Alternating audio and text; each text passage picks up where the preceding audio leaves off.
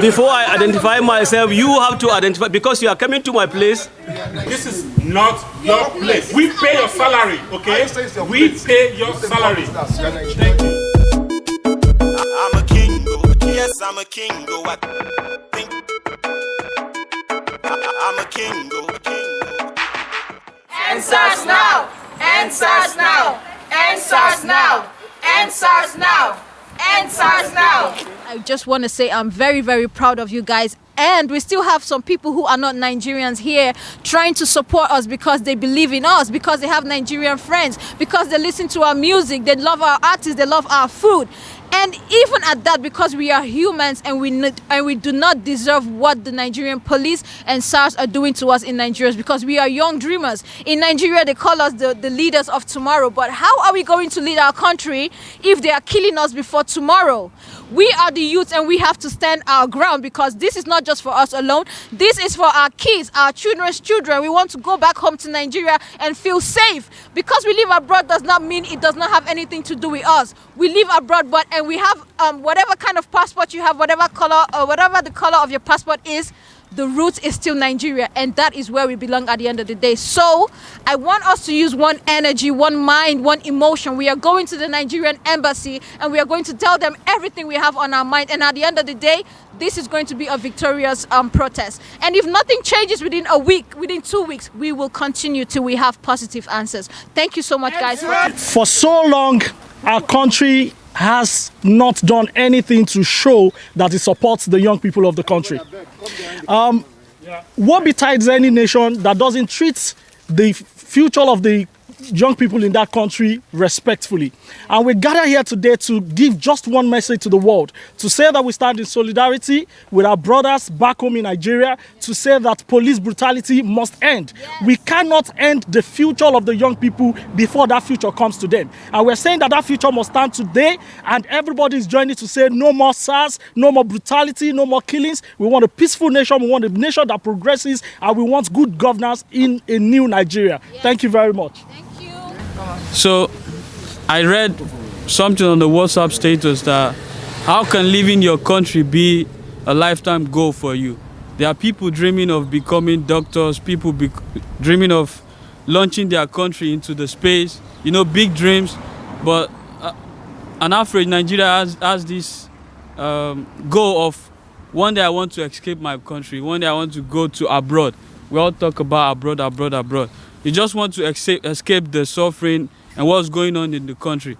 We need to shake the foundation of that country. We need to, because this is a once in a lifetime opportunity. We've never been on the street like this. We need to shake the foundation. The elite, the politicians need to know they fucked up with the wrong generation, because they really fucked up, because they've bullied our parents. They bullied them into silence. But we actually came out to show them we are not going to be silenced by your guns, by your army, by your soldiers, by whatever. So the next thing now is to make sure the politicians face the wrath of law. Every day you go to Nigeria, if you go to Nigeria, you're scared of leaving your house. You're scared that if you step out of the house, they're going to stop you. Last police catch you, nothing come up for your hand at all, at least 100K. 100K, now their papa be working for you. We are tired. They don't give us light. What do we do? Buy generator. They don't give us water. We borehole. No security. Vigilante day road. How far? That's what we want to live. I'm tired of begging. Now I'm standing. Because last, if we stay, they beg them. They don't go do anything for us. If we don't stand up for our rights, we are just prisoners. Now just different masters, same slavery. Look here now, they go embassy for a year. Embassy where they here, we don't even get anybody where if it stand for the youth for embassy there for us. You go there now, the place be like, even my grandma has that time and say, Steve, better person. I'm really proud to see everybody. From what I know is that there are, I think, about 15,000 second generation Nigerians in Holland right now. I want my kids to go to Nigeria and later and be like, this is my country, and I don't want them to be going to Nigeria like this and just feel sorry for everybody. And I don't want that. So that's why I'm here, and I'm really happy to see everybody here. And let's continue with all the protests until we see change. End SARS now! End SARS now! End SARS now! End SARS now! End SARS now! I'm a king, yes, I'm a king. I think This is not Nigeria, we can protest here, okay? Yeah. Stupid as people. Alright. The worst you can do Once is you call say make the it police. come out to camera. Alright. You say make come out Come camera. camera for here. Now you're right. At the end of the day, you're going to call the police. Just need the ambassador here. Dutch news carried it, and the Nigerian embassy could not say a word. Really, man, they are not supposed to work today, man. No work here today. It's not be laughing matter.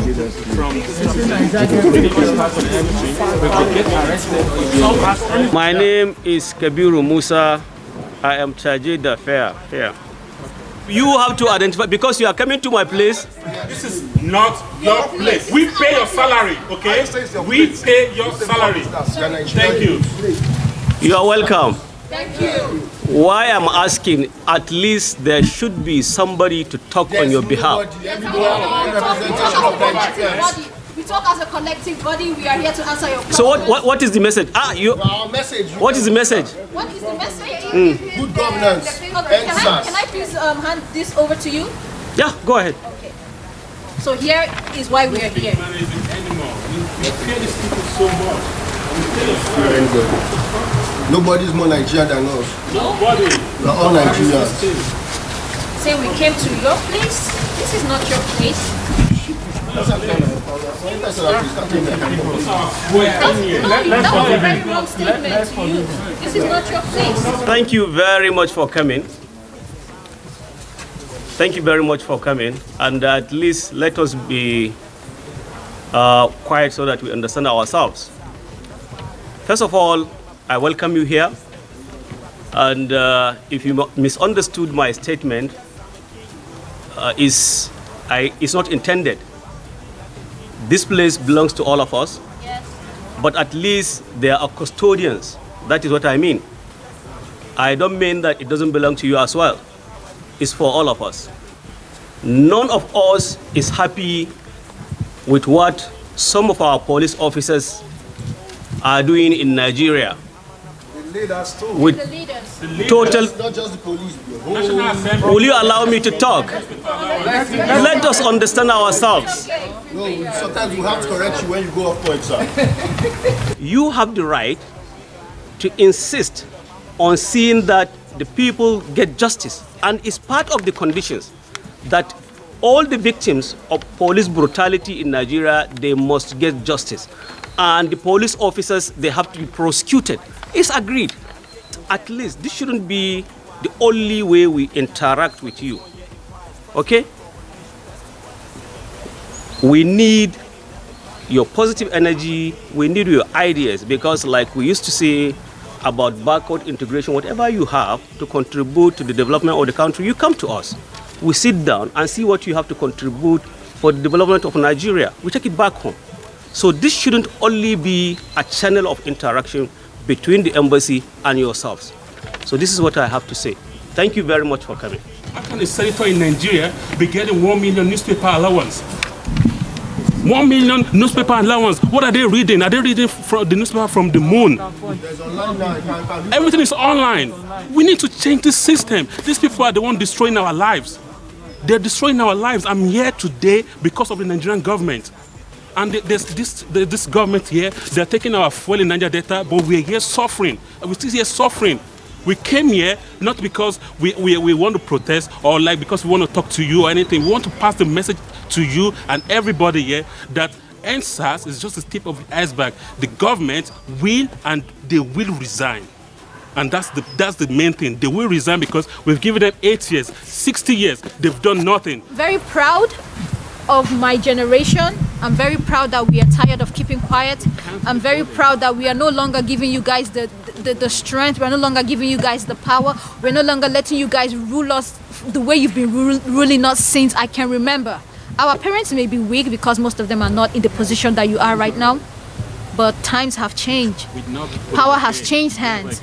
And 2020 is the real year that Nigeria is going to gain her independence, sir. Yes. With all due respect, but there's no respect at this point, because at this point, I don't have no respect for a country that doesn't respect me, that doesn't respect my human rights. Like, for example, I just saw a man walking in there because he was videoing. A colleague of yours told him not to, which is one of his human rights, to have the freedom of speech while he was on a Nigerian ground. Sorry, I think that was a disrespect towards his right. But that aside, my question to you is: you said we shouldn't be meeting or communicating in this kind of situation. Which channel has the Nigerian embassy provided for the youth to be able to access them? None. Is there any way that the youth can penetrate into the Nigerian embassy? None. Is there any way that the youth can get into access to govern and actually participate in the whole political thing of Nigeria? No. So yeah, you coming out here to tell us this and that, I just find like you are Lori scale, sir. Sorry, Lori scale, sir. We are carrying us on the scale and we are about to step out of that scale now, sir. I really feel like as a Nigerian, I have gone through police brutality personally. So I feel this as a person. Walking out the street in Nigeria at 10 o'clock at night is a crime. Where you can't gather with 3-4 of your friends. No, they go park on a put inside bus. Alele. So yeah, if we are fighting we are fighting about SARS, no, we're not fighting about SARS. We are fighting for a better reform for Nigeria.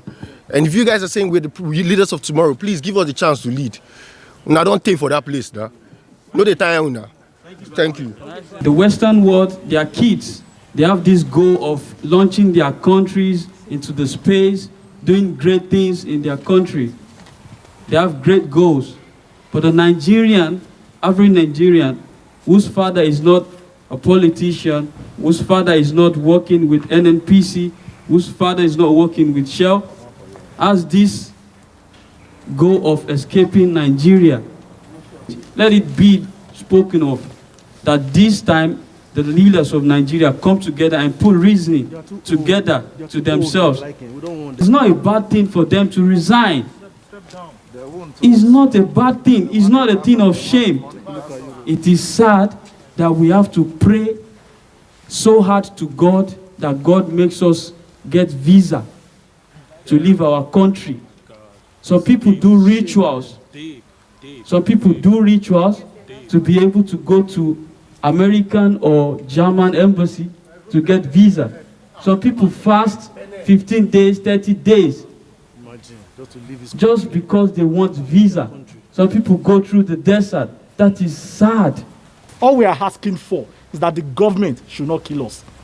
If a nation cannot put an end to the suffering of its younger generation, that young generation will put an end to that country. We do not want an end to Nigeria. We are all looking for a greater Nigeria. We all believe in the future of our country. We are all making sacrifices every single day in our own capacities. There are people here today that are working hard just to be able to impact another life back at home. What we want is an environment that can encourage entrepreneurship. What we want is a police system that does not profile its young people as criminals or because they are working hard every day. I'll tell you a short story, sir. I worked in Benin for 4 years. During those 4 years, as a young person, I'm a civil engineer. As a young person working day and night to make life better for myself, there was a day that 8 SARS officials busted into my compound. My crime was because I drove a Camry. They busted into my room at gunpoint. One of them threatened to shoot me down if I do not open my door. I'm lucky to stand here today to tell the story. Many people are not lucky. So it's not about SARS. It's not just about that. It's just one of the main issues. But the message is simple.